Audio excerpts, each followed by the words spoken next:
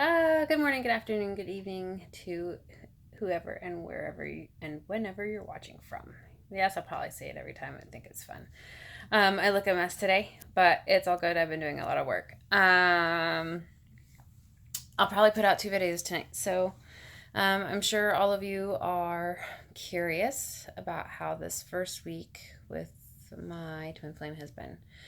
Um, it has been an absolute roller coaster. Um, there's been a lot of good and a lot of revelations, a lot of knowledge, a lot of growth, um, a lot of love. But we've also learned the challenges of being a twin flame. And I particularly, sorry, you guys. I look a mess. We went out camping last night, obviously, and we've been hard at work ever since we got back. That's why I'm so tired. And I'm messing with the camera. That is fantastic. But the situation I think I need to relay most in this particular video is that the twin flame bond isn't always going to be rainbows and sunshine. It's just not.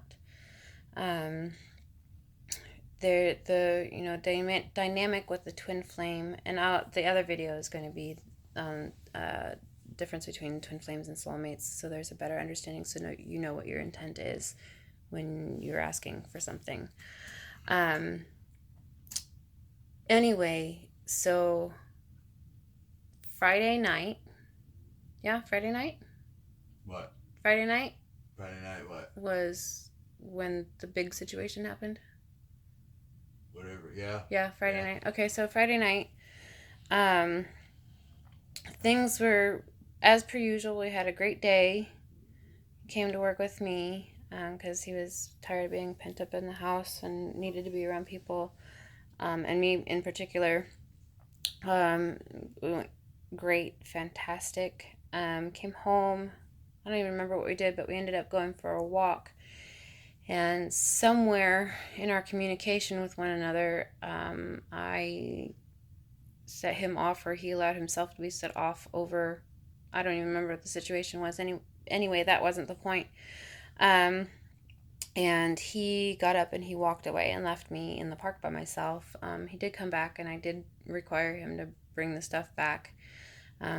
But along the way, words came out of his mouth, something to the lines of, well, maybe I'll just start walking and just won't come back. And this hadn't been the first time that he'd said it. Obviously, there's a program in place that continues him to make that leave, flee, threaten, manipulate come up. And this was several days in a row that he'd said something of that, and saying that after he had left me at the park, knowing he'd hurt my feelings. Which now that's hindsight irrelevant, but it brought up programs in both of us. And I made it very clear that I wasn't going to hear him say that to me again. If you wanted to leave, then, I'm not stopping you, but you gotta quit making empty threats here. I mean, this is ridiculous. I won't stand for this manipulation, which then set him off further. And later, as he seethed and seethed and seethed, and then he came down and he got really despondent, and he came in and was this or that or this or that, and I don't know, and it's just not going to be right. And I said, I'm tired. This is how it is. And I came into it with an absolute place of love and respect for him and his wishes, in a place of pure calm. Just said, in my own power, I don't have to put up with the manipulation, because that is exactly what it is. It's a manipulation, especially when it happens over and over and over every time something happens that you don't like. And I'm telling you right now, stay or go. That's your choice. I'll be sad if you leave. I want you to stay, but I'm not going to convince you one way or the other. And I said, I'm done. Make up your mind. If you're going to leave, leave. If you're going to stay, stay. But it's not coming out of your mouth again. And he went to go think on it. And all I did was lay in my space and send nothing but my pure, absolute love for him, regardless of what decision he made. He must have been battling pretty damn hard, and then he came in and he was really despondent and crying, and he tried to sever the cord between us, which really hurt, you guys. That's not cool. Not cool at all.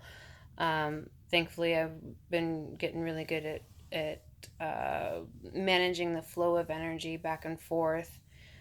So he continued to try and break that bond, and I said, you don't, that's not a choice. We're together now. Like this, if you want to sever that, you will be in pain, or you might die. I don't know. If you try and sever that, the only way you can get out of this and walk away and never come back is if you put yourself back in the system.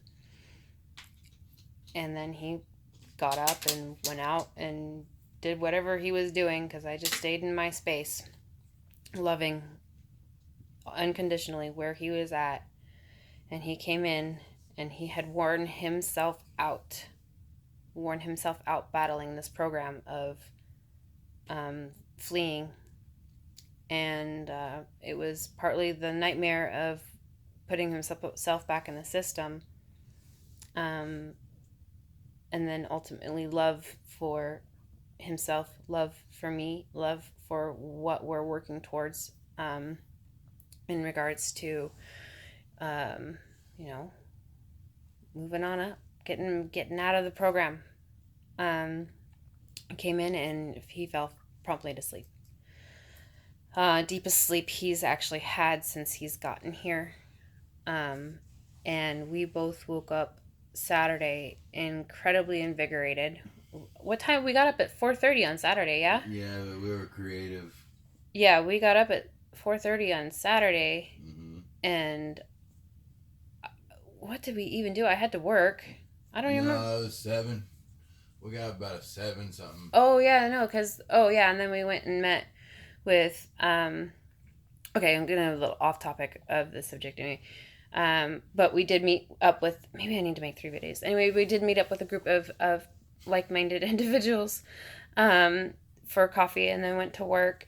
I only had 2 clients and came back and packed up, and we drove out to Lake Pleasant for the night, which is where we were last night anyway. But having come out of that, we look back and we know that what happened was we were bringing up our biggest programs, are probably some of our last deepest, darkest, longest running programs, and being able to release them. I learned that it was definitely for sure learning and knowing my power and being able to use it out of a straight place of absolute unconditional love for the other person. And what would you say that your lesson? Me, babe? Yeah. To me, it was the whole self-sabotaging monster. Mm-hmm. The running away from what you're supposed to do by simply going back to what is and trying to ignore what you're supposed to be doing. Yeah. There's so much more to say. So much more to say. Anyway, but just a fair warning, you guys. It's real. It's real. It's beautiful. It's absolutely beautiful. Being with your twin flame is the probably one of the most fulfilling thing ever in life. but it's challenging because of the dynamic of what the twin flame construct is. Um, be prepared for challenges. Be prepared for those final deep dark fears, those deep dark programs that keep you in this cycle. Come up. They're gonna be your hardest ones to face, and but it's all for the benefit of becoming more and better. Um, they're there to be your ultimate helpmate. You're the person to help you learn everything you need to learn, and be your partner in doing the work that you're supposed to be doing. Um, so it I'm not complaining that you guys, this has been the long, it's been the shortest week, but it's been the long, I cannot, it feels like he and I have spent years together at this point.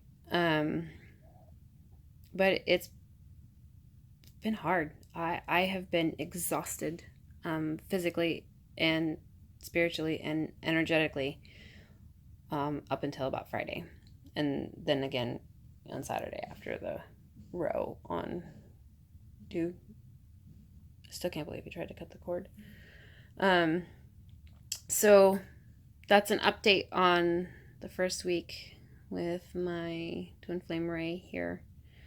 It's beautiful, and I thank you all for your comments and your messages and all your support. I'd really like to start talking with more of you or interacting with more channels. So just for the sake of building community, I'm just going to say like, comment, subscribe, and share. These are important pieces of the truth that we need to get out to the community so that we are in full understanding of what we're entering into, so that we don't get frustrated along the way.